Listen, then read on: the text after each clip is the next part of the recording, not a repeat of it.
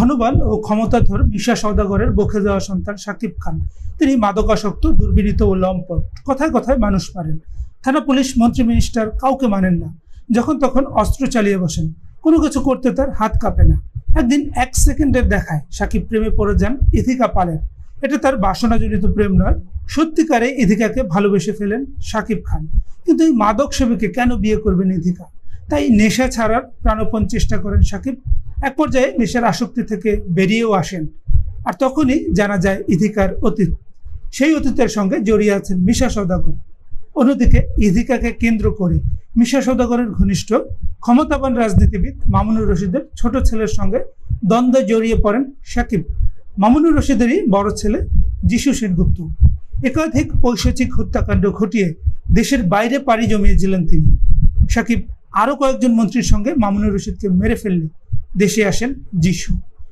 এবার দেখার পালা, কে বড় রাক্ষস, শাকিব নাকি যিশু? আর এই দুজনের মধ্যে কে পাবেন ইথিকাকে?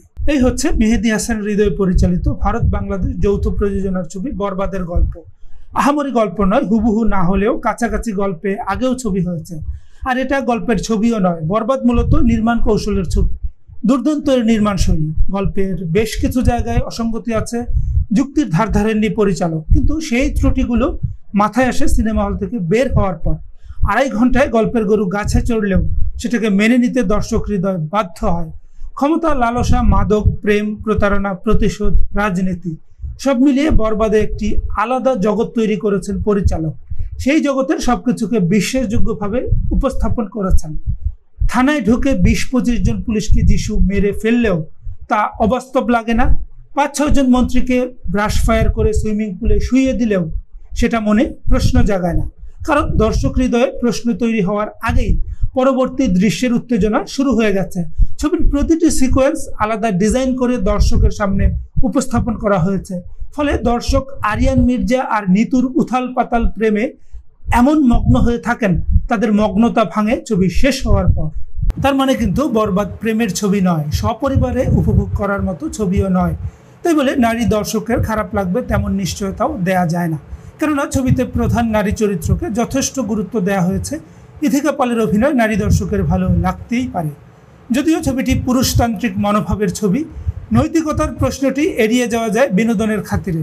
নারী বিদ্বেষী হওয়ার পরও, নারী চরিত্রগুলো গুরুত্বহীন হওয়ার পরও অ্যানিমেল যেমন সুনির্মিত ছবি, তেমনি বরবাদ ছবিতে যদিও নারীর উপর সহিংসতা দেখানো হয়েছে, কিন্তু ছবিতে নারী চরিত্রকে অবহেলা করা হয়নি এবং চরিত্র সৃষ্টিতে সফলতার কারণে ছবিটি উপভোগে বিঘ্ন ঘটেনি। নারী বান্ধব নয়, নারীবাদীও নয়, কিন্তু নজর কাড়া নারী চরিত্র ইথিকা পালেন। তিনি অভিনয় করেছেন বেশ। পুরুষ দর্শকদের হৃদয়ে তিনি দাগ কাটতে পেরেছেন। বরবাদ ছবির পুরুষ চরিত্রগুলো এক একটা নর পশু। যিশু সেনগুপ্ত ও মিশা সওদাগরের চরিত্রের ব্যাপ্তি কম হলেও পর্দায় প্রভাব বিস্তার করতে সক্ষম। অন্য পুরুষ চরিত্রগুলোর গুরুত্বও বেশি নয়। ইন্তেখাব দিনার, নাদের চৌধুরী, মামুনুর রশিদ, ফজলুর রহমান বাবু কেউ বেশিক্ষণ পর্দায় থাকতে পারেননি। কারণ 2.5 ঘন্টা পর্দা ছিল আরিয়ান মির্জা তথা শাকিব খানের দখলে। তাই বলে এটা মনে হয়নি যে এই চরিত্রগুলো আরও বেশি পর্দায় থাকলে ছবির ভাগ্য অন্যরকম হতো। কেননা ছবির ভাগ্য লিখনের দায়িত্ব ছিল শাকিব খানের হাতে। পুরো ছবি তারই হাতে, তারই কাঁধে। বরবাদের প্রথম দৃশ্য থেকে শেষ দৃশ্য পর্যন্ত পর্দায় হাজির শাকিব খান। সেই শাকিব খান এত স্টাইলিশ, এত গ্ল্যামারাস, এত ফ্যাশনেবল, তার উপর থেকে চোখ সরিয়ে নেওয়া মুশকিল। তামিল তেলেগু ছবিগুলো যেমন হিরোইজমে ভর্তি থাকে, হিরোর ওয়ান ম্যান শো হয়ে থাকে, অথচ ছবির মেকিং কোথাও ক্ষতিগ্রস্ত হয় না। বরবাদ তেমনই ছবি। এই ছবিতে শাকিব খানের শয়ে শয়ে ক্লোজ আপ শট। তার চোখে কন্ট্যাক্ট লেন্স থাকলেও তার চাউনি লেন্স ভেদ করে এসে দর্শকের চোখ ধাঁধিয়ে দেয়, বুক এফর করে দেয়। তার এক্সপ্রেশন দেখে কেবলই মনে হয়েছে এই জানোয়ার তুল্য চরিত্রটি ধারণ করতে পারেন এমন আর একজন অভিনেতা এই বাংলাদেশে নেই।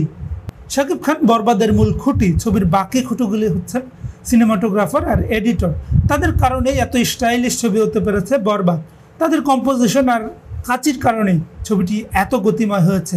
আর বলতে হয় ব্যাকগ্রাউন্ড স্কোরের কথা। ছবিটিকে এমন লার্জার দ্যান লাইফ করেছে এর বিজিএম। বরবাদে খুব বেশি ফাইটিং সিকোয়েন্স নেই, তবু এই ছবি অ্যাকশন ছবির মর্যাদা পাবে ঘটনার গতির কারণে, নির্মাণের গতির কারণে। আর ছবির সংলাপ ও গান দুটো ছিল ছবির মূল মেজাজের সঙ্গে সামঞ্জস্যপূর্ণ। সবশেষে একটা কথা, এ ছবির কৃতিত্ব আসলে কার? এটি তো যৌথ প্রযোজনার ছবি। আমরা জানি না কলকাতার ভূমিকা এই ছবিতে কতটুকু। যদি একক প্রযোজনার ছবি হতো, পুরো কৃতিত্ব দিতাম পরিচালক মেহেদী হাসান হৃদয়কে। যেহেতু জয়েন্ট ভেঞ্চার সিনেমা, তাই দুই দেশকেই বাহবা দিতে হয়।